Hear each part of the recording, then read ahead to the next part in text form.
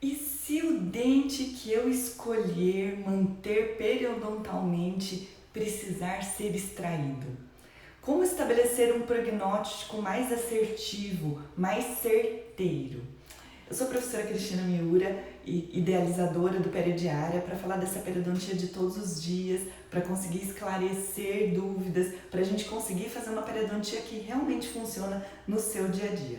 Hoje eu vou falar de um caso clínico e ampliar essa discussão, porque são várias situações difíceis. Uma é conseguir estabelecer um prognóstico claro, e a outra situação é passar essa notícia para o paciente, porque geralmente dentes posteriores eles vão demorar para ter mobilidade, ou nem todo caso vai ter mobilidade para o paciente realmente entender que esse dente está perdido.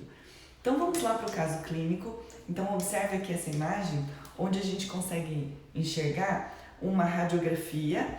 Aqui o relato de quem mandou essa radiografia, que olha, o paciente está com dor. O teste de vitalidade demorou a responder. Isso significa que pode ser que tenha alguma alteração pulpar. E quando respondeu, o paciente teve muita dor. Então isso é uma lesão endopério com origem periodontal. Porque o problema periodontal acabou causando um problema endodôntico. É um dente rígido, ele não tem uma cárie, não tem uma restauração. Alguns dias fiz uma raspagem e pedi essa panorâmica. Então, dias depois, ele acabou voltando com dor. Olhando a próxima imagem, onde eu acabei fazendo um desenho, em amarelo está marcado a linha oblíqua externa. E a linha oblíqua externa, nessa região de molar, ela pode acabar mascarando a lesão de furca, ou pode ter uma sobreposição de imagens e que um dente que já está muito acometido em sua região de bifurcação pode acabar nos dando a impressão de que estaria tudo bem. A gente vai conseguir ver que tem uma área arredondada, radiolúcida, que é compatível com uma perda óssea ao redor dessa raiz distal e que também é compatível com o teste de vitalidade pulpar. Então, como o paciente tinha muita dor, a dúvida primeira era saber, será que era uma dor endodôntica? Será que seria uma dor periodontal? O que seria? E aqui eu compreendo que seria os dois. Existe também a possibilidade de acabar tendo dor no dente por necrose, por trauma oclusal. Então, o que a gente também consegue ler nessa radiografia? Esse dente não tem um dente vizinho, ele não tem um dente adjacente. Já que ele não tem um dente adjacente, ele tem uma sobrecarga. Possivelmente é um dos únicos dentes posteriores, é o único molar que o paciente tem. E toda a força mastigatória vai estar sobre esse dente. Se for bruxômano ainda, pior. E isso mostra que o trauma oclusal tem uma grande interferência nos tecidos periodontais, o que não mostra que o trauma oclusal é causador de perda óssea sozinha.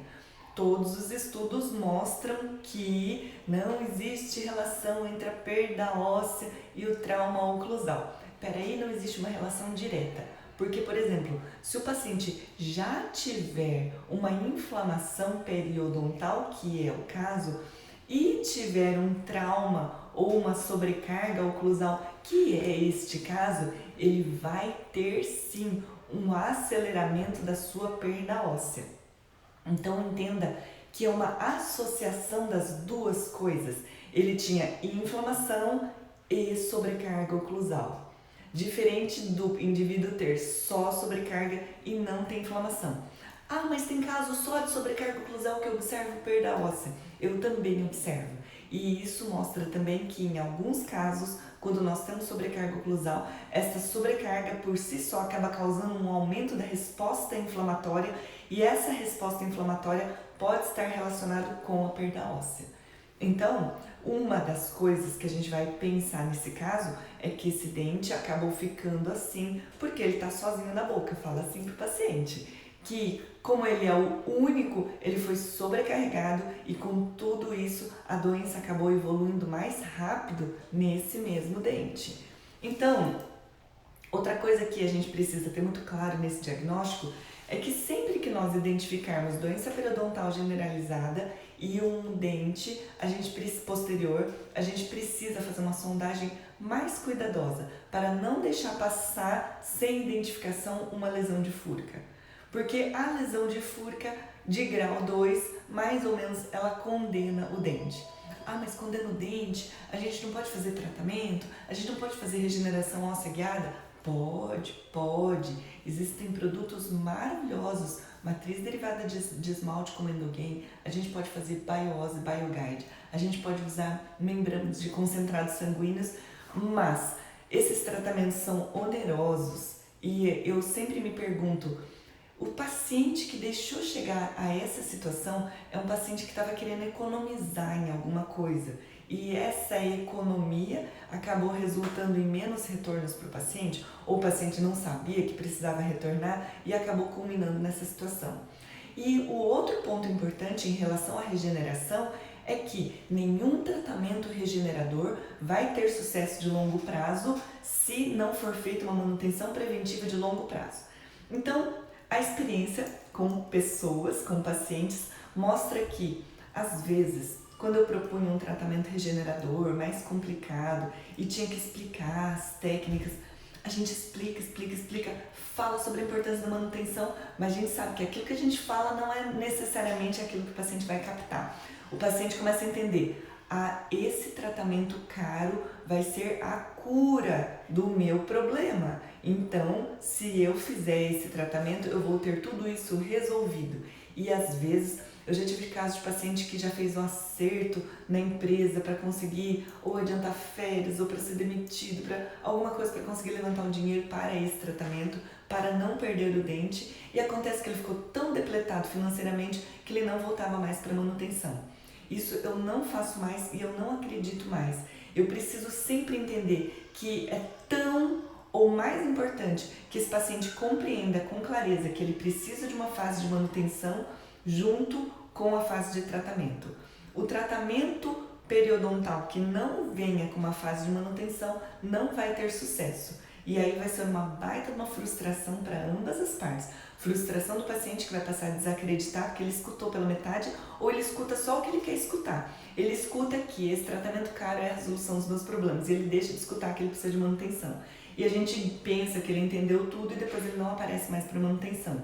Ou faz isso, ou faz um tratamento casado, tratamento e manutenção, ou a gente vai ter uma conversa franca em dizer para o paciente, olha paciente, isso não vai dar certo, isso não vai funcionar em longo prazo.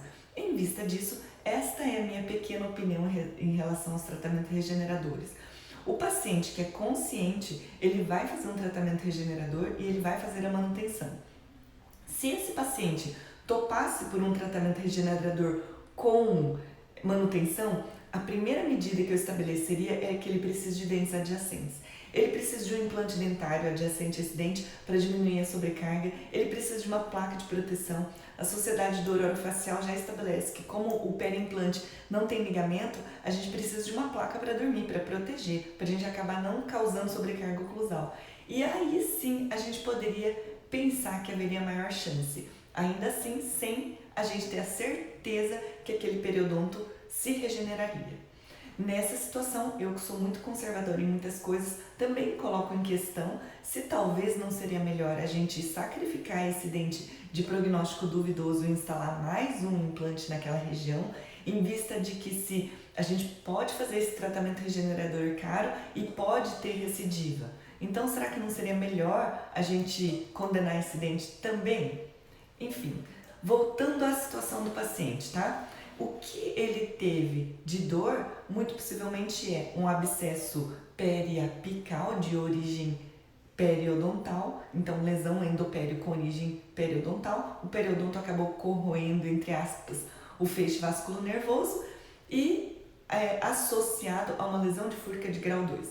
Ah, mas o que aconteceu de que eu fiz a raspagem e depois inflamou o abscedor? É muito comum que depois de uma instrumentação incompleta, que pode acontecer, ninguém é Deus, ninguém consegue remover a totalidade dessa microbiota, que essa cutucação da região de furca acaba agudizando algumas situações, como agudizou. E essa lesão de furca, que podia estar quietinha lá, com aquela microbiota quietinha, uma vez que você instrumentou, acabou movimentando ou disruptando todo aquele biofilme dental subgengival e acabou exacerbando, levando então a muita dor, supuração e um abscesso periodontal agudo. Primeiro faz o diagnóstico, essa periodontal, lesão de furca de grau 2, com lesão periapical e muita dor. Primeiro, a gente vai condenar esse dente, ou vai propor o tal do tratamento regenerador. E a gente vai intervir de preferência numa situação cronificada. Então a primeira medida é cronificar essa lesão. Imagina anestesiar um paciente com tudo isso de dor? Pensa na dificuldade. Então o melhor seria a gente diminuir o componente inflamatório com corticoide. Gosto muito de dexametasona, 8 mg. Vai tomar 2 comprimidos de 4 mg em dose única e amoxicilina de 8 em 8 horas e vai iniciar um dia antes do procedimento. Com um dia antes, com dexametasona e amoxicilina, que é amplo espectro, que vai conseguir diminuir, suprimir em grande parte, boa parte das bactérias, é bactericida, tem um excelente resultado. E a gente vai conseguir administrar isso e no dia seguinte, quando for o momento da extração, a gente já vai ter uma situação muito melhor de condição bucal para a extração desse dente. E aí a gente chega na outra situação, que é como nós vamos conversar com esse paciente. Porque é uma notícia difícil para dar para o paciente a morte do dente, porque ele não espera. Mas como assim? Esse dente não tem nenhuma restauração, esse dente estava bom e agora eu vim para o tratamento e acabou inflamando. Então, o que a gente tem que falar é falar a verdade. Paciente, a gente começou a fazer o tratamento, as bactérias embravaram, porque a gente começou a movimentar e a gente acabou movimentando, disruptando todo esse biofilme dental e que muito possivelmente isso é um sinal de que aquilo que tem lá dentro está muito maior do que a gente consegue enxergar na radiografia.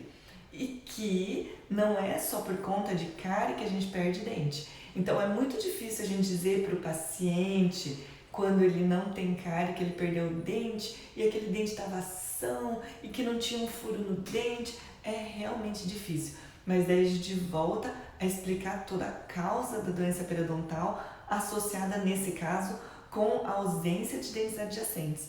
A falta dos dentes ao redor acabou causando uma sobrecarga e um dano muito maior. Então é assim, paciente, você tem um prédio, mas a fundação tá pouca. Então entortou, quebrou, demoliu o prédio inteiro. Vamos usar essas analogias didáticas para dizer que não tem como. A periodontia é a fundação do prédio, é a base da casa. Sem isso, vai desmoronar. E desmoronou. É muita carga mastigatória nesse dente. Aí também avalie para a função. Por isso, ele acabou sendo perdido. Em alguns casos, a notícia é tão difícil de se passar que eu evito de falar isso logo de cara, porque o paciente ele pode ter uma série de sentimentos que a gente não consegue controlar mais. Porque às vezes a gente vai dizer isso e esse dente está condenado. E ele vai pensar do lado dele assim, mas como esse dente está condenado, não vim aqui para tratar? Essa doutora não vai conseguir tratar direito porque ele não está tratando, porque acabou causando problemas? E às vezes é melhor a gente explicar ou dizer que talvez esse dente não tenha condições de ficar na boca. Ah, mas será que se a gente postergar a extração, a gente não vai aumentar a perda óssea? Não, visto que a perda óssea periodontal é uma perda óssea lenta, relativamente lenta. Demora anos para a gente ter uma perda óssea assim, a não ser que esteja em evento agudo que a gente vai estar medicando. Para que o paciente também consiga entender, dentro da sua condição atual, que realmente talvez esse meu dente não estava bom, realmente isso que a doutora falou, que a fundação do meu prédio é pouca para tudo isso de mordida que eu tenho, realmente pode ser que a perda de osso ou o problema de perda óssea que eu tenha tido ficou muito maior do que isso, que o desequilíbrio das bactérias da boca pode estar muito maior e que aquilo ali, a cabaninha de juntar bactéria, e que ficou muito grave. Então, ele pode começar a ligar tudo aquilo que você falou com aquilo que aconteceu. Em alguma outra sessão, ele pode pedir para que esse dente, eu quero que seja extraído, porque realmente eu entendi que ele não tem mais jeito. Mas pode acontecer de que o paciente tenha entendido que eu não tenho condições de colocar implante e como eu não tenho condições de colocar implante, eu não tenho como manter esse dente não tem como tratar. Bem, o tratamento definitivo passaria por uma endodontia, já numa situação dessas. Dificilmente a gente conseguiria reverter. Aí já é um ponto grande negativo, porque se não houvesse a necessidade de endodontia, a gente poderia até postergar mais a extração desse dente. Mas realizar uma endodontia num dente com lesão de fúrica de grau 2, de verdade não vale a pena. Mas digamos que esse dente não tivesse problema periapical e fosse só problema periodontal, às vezes, do que extrair esse dente e deixar o paciente sem dente, a gente pode combinar com o paciente que a gente vai postergar ao máximo, a gente vai atrasar ao máximo a extração desse dente, até que ou você tenha condições de colocar implante, mas não vai causar uma perda óssea contínua por um determinado tempo e muito bem monitorada através de manutenções periodontais. E aí a gente vai estar monitorando isso. Como? A gente vai fazer um belo de um retalho, a raspagem, fazer a melhor descontaminação do mundo e a gente vai orientar o paciente a comprar um aparelho irrigador jateador, tipo JetPeak, Waterpik, Oraljet, tudo quanto é aquele tipo de, qualquer tipo de marca, onde um estudo recente mostrou benefícios e com irrigação subgengival. Então tem a pontinha de irrigação subgengival com clorexidina 0,2%, que vai ser manipulado na farmácia de manipulação, já que nós usamos 0,12%, que é menos concentrado para o uso diário, e vai colocar na intensidade 6 do irrigador e vai colocar durante aproximadamente 20 segundos na região do sulco periimplantar ou da bolsa periodontal em questão. E aí a gente vai conseguir postergar ao máximo a extração desse dente. Nem todo paciente vai ter tudo isso de disciplina para fazer e o paciente vai descobrir que vai valer mais a pena extrair o dente ou juntar um dinheiro para colocar implante do que ele ficar fazendo todo esse processo. Alguns dos pacientes entendem perfeitamente e aqui cabe a nós ver qual é o perfil do paciente. O que o paciente será que ele vai topar fazer? E o que eu acho legal da periodontia é a gente conseguir ter esse olhar humano em relação ao outro para a gente poder oferecer opções, porque o paciente tem opção, ele não tem uma única opção de tratamento, ele tem vários e o nosso papel é dizer quais são os prós e contras para aquilo que a gente vai fazer.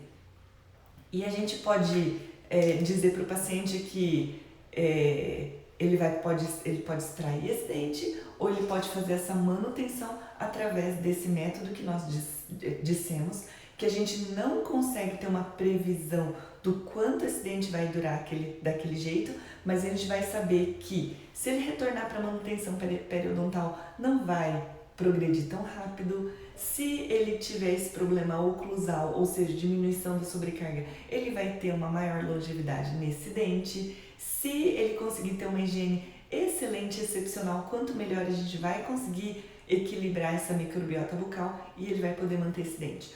Ou o paciente vai chegar à conclusão de que realmente isso é um grande problema. Então eu quero extrair esse dente. Quero extrair esse dente, mas não pode ficar sem nada, porque senão você traumatiza o outro lado, entendeu, paciente? Sempre volta à causa. Sempre o tratamento vai estar relacionado à causa.